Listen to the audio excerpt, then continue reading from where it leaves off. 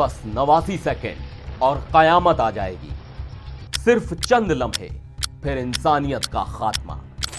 Doomsday clock ने फिर दी खौफनाक चेतावनी, दुनिया अब तक के सबसे खतरनाक मोड़ पर। क्या यह संकेत है कि हम खुद अपनी तबाही की ओर बढ़ रहे हैं? नमस्कार, मैं हूं सिद्धार्थ प्रकाश। अब आप सोच रहे होंगे कि यह कौन सा टाइमर है जो कयामत का अलार्म बजा रहा है। तो जान लीजिए कि यह कोई आम घड़ी नहीं है, यह है डूम्सडे क्लॉक, यानी इंसानियत के अंत का टाइमर। और इस बार यह इतिहास के सबसे खतरनाक वक्त पर पहुंच गया है, बस 89 सेकंड दूर। मतलब अगर हालात ऐसे ही रहे तो धरती के तबाह होने में ज्यादा वक्त नहीं बचा। लेकिन यह घड़ी आखिर बताती क्या है, इसे कौन सेट करता है, और सबसे बड़ा सवाल, क्या इंसान वाकई अपनी बर्बादी की तरफ बढ़ रहा है? आज हम इस पूरी कहानी को डिटेल में समझेंगे ताकि आपको हर चीज एकदम क्लियर हो जाए। सबसे पहले तो यह समझते हैं कि यह डूम्सडे क्लॉक आखिर है क्या। अब देखिए, डूम्सडे क्लॉक कोई आम घड़ी नहीं बल्कि इंसानियत के विनाश का प्रतीक है। इसे इस तरह समझिए, जब आप कोई एग्जाम दे रहे होते हैं और आपके पास बस 10 मिनट बचते हैं तो टेंशन बढ़ जाती है, धड़कन तेज हो जाती है और आप फटाफट लिखने लगते हैं।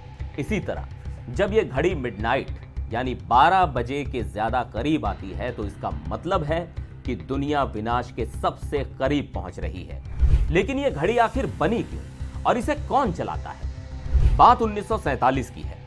तब दुनिया ने हिरोशिमा नागासाकी पर गिराए गए परमाणु बमों का कहर देखा था।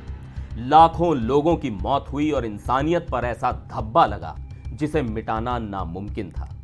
उस वक्त वैज्ञानिकों को एहसास हुआ कि अगर न्यूक्लियर हथियारों का सही इस्तेमाल नहीं हुआ तो दुनिया खत्म हो सकती है। इसी डर से बुलेटिन ऑफ एटॉमिक साइंटिस्ट्स नाम के एक ग्रुप ने यह डूम्सडे क्लॉक बनाई ताकि यह बताया जा सके कि इंसानियत अपने विनाश के कितनी करीब है।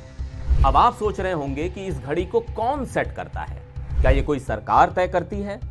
नहीं, इसे दुनिया के सबसे बड़े वैज्ञानिक और सुरक्षा विशेषज्ञ तय करते हैं। इस घड़ी को हर साल bulletin of the atomic scientists के साइंस एंड सिक्योरिटी बोर्ड के एक्सपर्ट सेट करते हैं।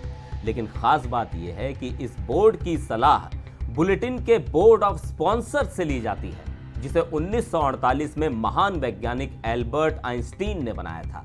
और ध्यान देने वाली बात यह है कि इस बोर्ड के पहले चेयरमैन कोई और नहीं बल्कि फादर ऑफ एटॉमिक बम कहे जाने वाले जे रॉबर्ट ओपेनहाइमर थे, यानी वही इंसान जिन्होंने अमेरिका के पहले परमाणु बम प्रोजेक्ट मैनहट्टन प्रोजेक्ट को लीड किया था। मतलब इस घड़ी को सेट करने वाले लोग सिर्फ साइंटिस्ट नहीं बल्कि वे लोग हैं जो दुनिया की सबसे खतरनाक वैज्ञानिक तरक्की को नजदीक से समझते हैं और इसके खतरों को भांप सकते हैं। डूम्सडे क्लॉक का सिस्टम एकदम सीधा है। अगर घड़ी 12 बजे के करीब हो रही है तो समझो खतरा बढ़ रहा है। अगर घड़ी पीछे जा रही है तो समझो दुनिया थोड़ी सुरक्षित हो रही है। अब तक का सबसे सुरक्षित समय 1991 में था, जब अमेरिका और रूस ने परमाणु हथियारों को कम करने के लिए एक समझौता स्ट्रेटेजिक आर्म्स रिडक्शन ट्रीटी यानी स्टार्ट पर साइन किए थे।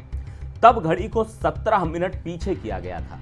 लेकिन अब हालात उल्टे हो गए हैं। 2025 में यह घड़ी 89 सेकंड पर आ गई है, जो अब तक का सबसे खतरनाक स्तर है। मतलब साफ है, दुनिया बहुत नाजुक मोड़ पर खड़ी है और अगर हमने संभल कर कदम नहीं उठाए तो बड़ी तबाही मच सकती है। अब सबसे बड़ा सवाल, अगर यह घड़ी रात के 12 बजा दे तो क्या होगा? क्या कोई अलार्म बजेगा? क्या न्यूक्लियर हमले की चेतावनी मिल जाएगी? नहीं, लेकिन अगर यह घड़ी मिडनाइट पर पहुंच गई तो इसका मतलब यह होगा कि इंसान ने अपनी बर्बादी खुद लिख दी है। Bulletin of the atomic scientists की प्रेसिडेंट और सीईओ रेचल ब्रॉनसन का कहना है कि अगर यह घड़ी 12 बजा दे तो इसका मतलब यह है कि या तो दुनिया में कोई न्यूक्लियर वॉर छिड़ चुका होगा या फिर कोई क्लाइमेट डिजास्टर इस लेवल पर पहुंच चुका होगा कि इंसानों के लिए धरती रहने लायक ही ना बची हो। और सबसे खौफनाक बात, हमें तब तक समझ भी नहीं आएगा कि हम बर्बादी के दरवाजे पर खड़े हैं और तब तक बहुत देर हो चुकी होगी। यानी इस घड़ी में 12 बजने का मतलब द एंड।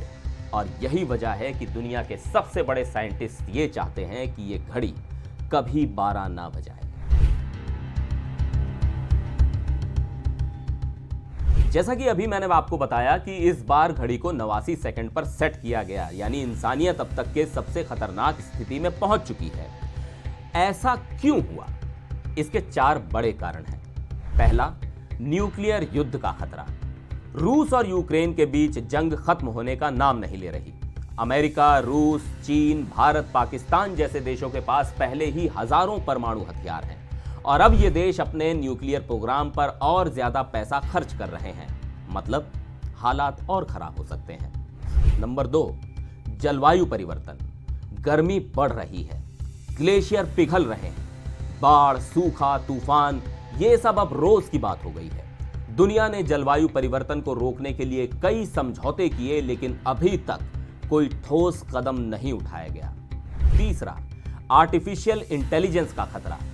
AI यानी आर्टिफिशियल इंटेलिजेंस का विकास बहुत तेजी से हो रहा है। चैट GPT, ऑटोनोमस हथियार और सुपर कंप्यूटर जैसी तकनीकें फायदेमंद तो हैं, लेकिन अगर गलत हाथों में चली गई तो इंसानियत के लिए विनाशकारी साबित हो सकती हैं।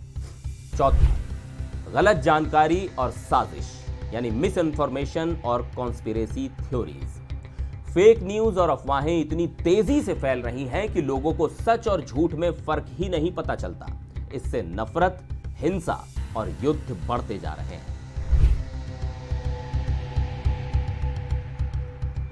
अब सवाल यह उठता है कि क्या सच में इस घड़ी के चलते दुनिया खत्म होने वाली है? तो जान लीजिए कि यह कोई भविष्यवाणी करने वाली मशीन नहीं है, बल्कि यह एक चेतावनी है, एक अलार्म है कि अगर हमने सही कदम नहीं उठाए तो हालात हमारे काबू से बाहर हो जाएंगे। ऐसा पहले हो चुका है। जैसा कि मैंने पहले ही बताया था कि 1991 में अमेरिका और सोवियत यूनियन के बीच एक समझौता हुआ था, जिसके बाद डूम्सडे क्लॉक को 17 मिनट पीछे कर दिया गया था। मतलब अगर हम सही फैसले लें, युद्ध रोकें, जलवायु परिवर्तन पर काबू पाएं और आर्टिफिशियल इंटेलिजेंस को सही तरीके से नियंत्रित करें तो घड़ी को पीछे किया जा सकता है। अब दुनिया बचाने की जिम्मेदारी सिर्फ नेताओं की नहीं, हमारी भी है। आप सोच रहे होंगे कि मैं या आप अकेले क्या कर सकते हैं, लेकिन याद रखिए, इतिहास गवाह है कि जब जनता जागरूक होती है तो सरकारों और लीडर्स को फैसले बदलने पड़ते हैं। जब लोग किसी मुद्दे पर ज्यादा बात करने लगते हैं तो सरकारों पर दबाव बनता है। बड़े बदलाव हमेशा छोटे स्तर से शुरू होते हैं। तो climate change, nuclear war, technology regulation जैसे मुद्दों पर ज्यादा से ज्यादा चर्चा करें। जितना हो सके गाड़ियों का कम इस्तेमाल करें, ज्यादा पैदल चलें या पब्लिक ट्रांसपोर्ट यूज करें। अपने घर को एनर्जी एफिशिएंट बनाएं, सोलर पैनल का इस्तेमाल करें। लोकल और सीजनल फूड खाएं, फूड वेस्ट कम करें।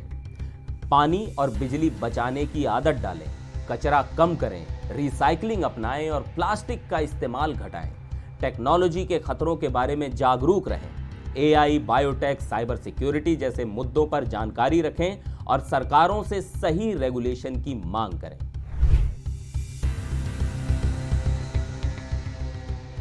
तो डूम्सडे क्लॉक सिर्फ एक घड़ी नहीं बल्कि इंसानियत के लिए अलार्म है, और इस बार यह अलार्म पहले से ज्यादा तेज बज रहा है। लेकिन अच्छी बात यह है कि अभी भी वक्त बचा है। अगर हम मिलकर सही फैसले लें तो इस घड़ी की सुई को पीछे किया जा सकता है। तो आपको क्या लगता है, क्या वाकई इंसानियत खतरे में है? क्या हम सही रास्ते पर जा रहे हैं या हमें संभलने की जरूरत है?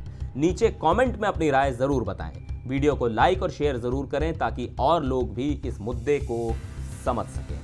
आज के लिए इस वीडियो में बस इतना ही। फिलहाल मुझे दीजिए इजाजत। नमस्कार।